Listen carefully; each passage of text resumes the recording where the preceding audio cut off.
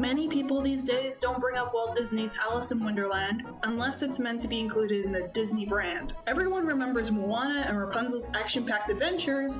However, characters like Cinderella and Snow White seem to be left out. This makes sense since I'm pretty sure the average child nowadays wants something to fit their tastes. And a lot of Walt's older films, despite being the first of its kind, were simply meant to adapt the source material.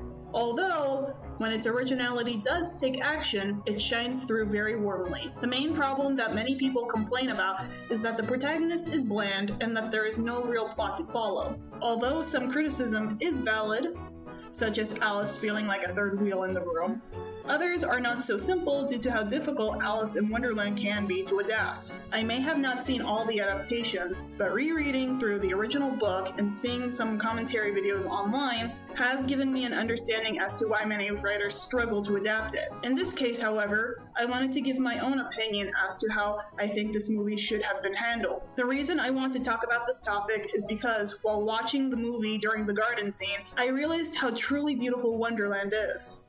That's when I realized the problem. Wonderland is so pretty, it's a shame that the people who occupy it are jerks. Walt and his team struggled with giving Alice a plot and a moral because there wasn't really meant to be one in the first place. As Beth said, in Negative Legends commentary video, you're using Alice in Wonderland wrong. It's not trying to do anything other than be a fun story for a kid, specifically one kid. It's a handmade tale just to bring happiness to a Victorian-era little girl.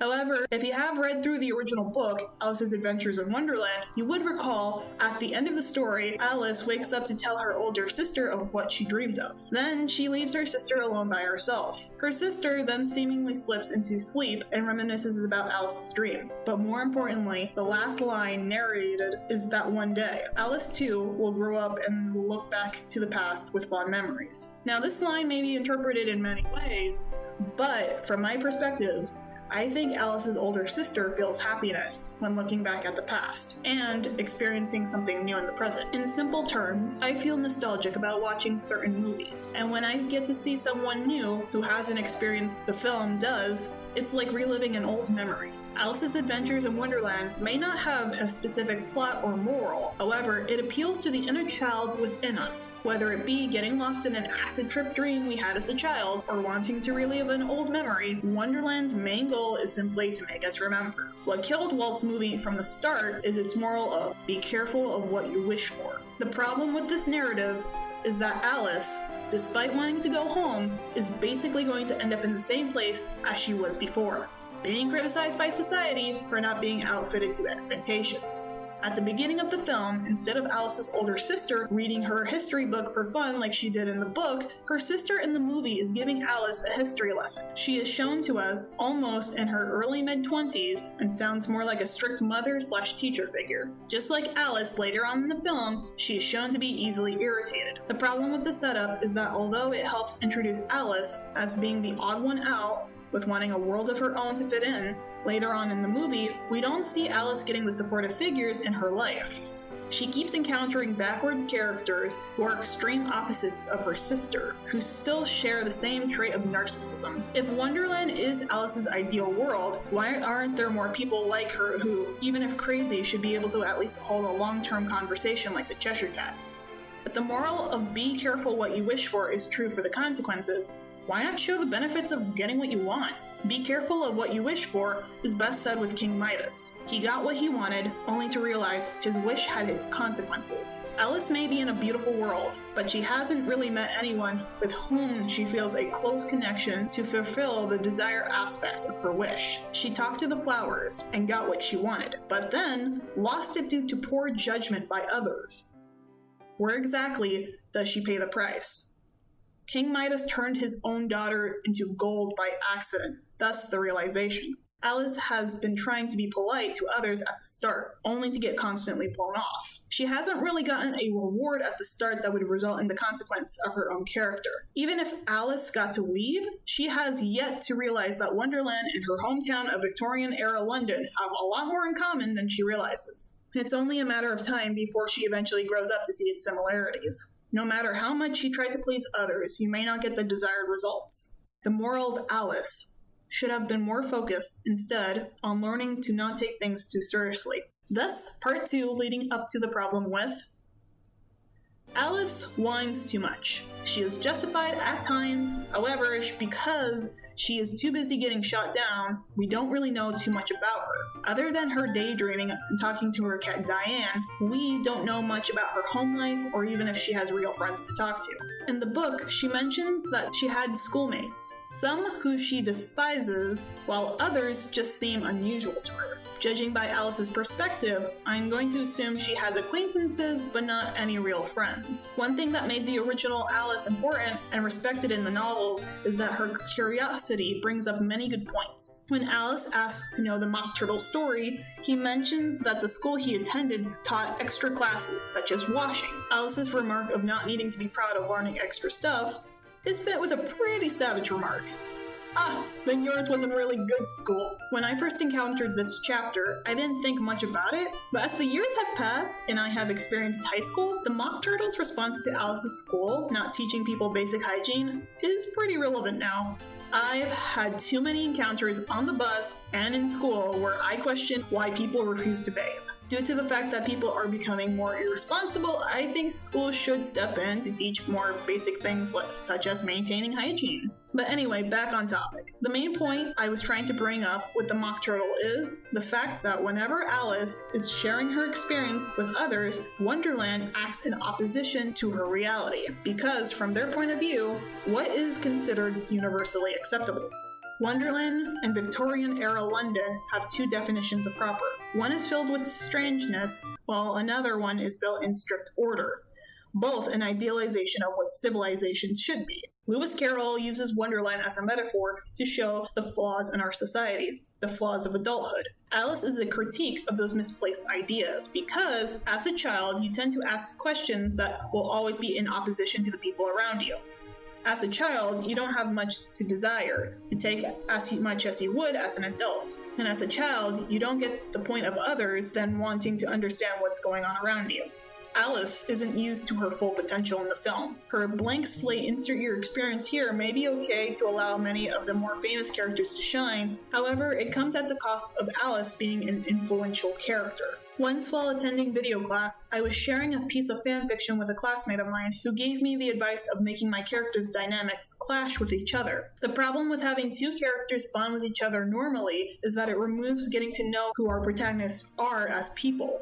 If you remember at the beginning of the film, Alice mentions to her sister what things would be like in her world. Have you ever wondered why she said that other than being bored? During the moment when she got kicked out of the garden by the flowers, it struck me that maybe she doesn't feel at home because everyone else sees her as an oddball. If Wonderland is a place of madness and Alice desires it, why not make her as crazy as Wonderland's residents? Not completely off the walls, but what I mean is, Alice could have been a bratty kid who has to come to terms with how the world functions. Or maybe, even someone young who is dissuaded by the world and wishes to understand the insanity around her better. Even in fantasy, reality will always strike harder. Wonderland is just like her home. People are busy and have their own lives to live, and they can't be bending down to anyone regardless. It's fine for Alice to be rejected by a couple of characters because in real life, we will always be judged by others. However, Alice has made no real connections that we, the audience, can feel for. The problem with Disney's Wonderland is said best by Explanations Points video.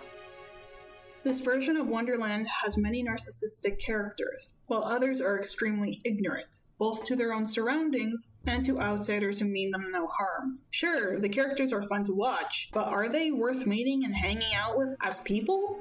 As said at the beginning of the video, Alice hasn't been rewarded first when she hasn't done anything to deserve it. Thus, the issue with Wonderland also affects Alice as a character. Although Alice may seem as fascinating as watching paint dry, Alice is probably one of the more expressive early Silver Age characters, along with Cinderella and Wendy Darling from Peter Pan.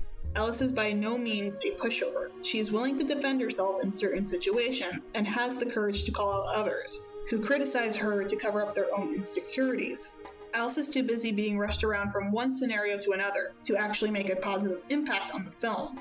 And it's a shame. If people in Wonderland were a little nicer to Alice, she could have not only enjoyed Wonderland, but Alice could have shown us the good in her character by spreading kindness to others, similar to how Dorothy Gale helped those around her.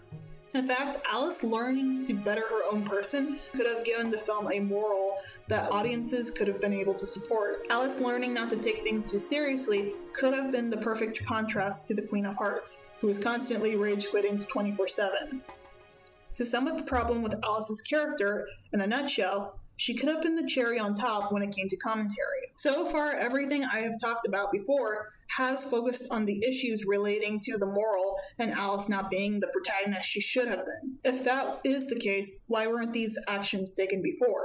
The simple answer is that the movie is following the books too closely. Following the books too closely restricts the freedom and exploration of new ideas that could help enhance the story's richness. Walt and his crew didn't know it, but they almost created a character with depth who could have been analyzed from the struggles of youth. Unlike Peter Pan, which focuses on maintaining your innocence while maturing, one of the issues Alice was facing in a post-war era was due to Walt trying to appeal to both critics and audiences. He wanted to stay true to the books because they had such a following similar to today's time, where people wanted it to stay true to the original counterpart. Critics at the time were very attached to the original, to the point where they criticized Disney for supposedly creating a bastardization. They also wanted the animation direction to stay true to the John Tenniel art style. The problem with doing that would be not only a massive strain on the animation budget, but also Disney at the time was getting its feet off the ground after being paralyzed from World War II.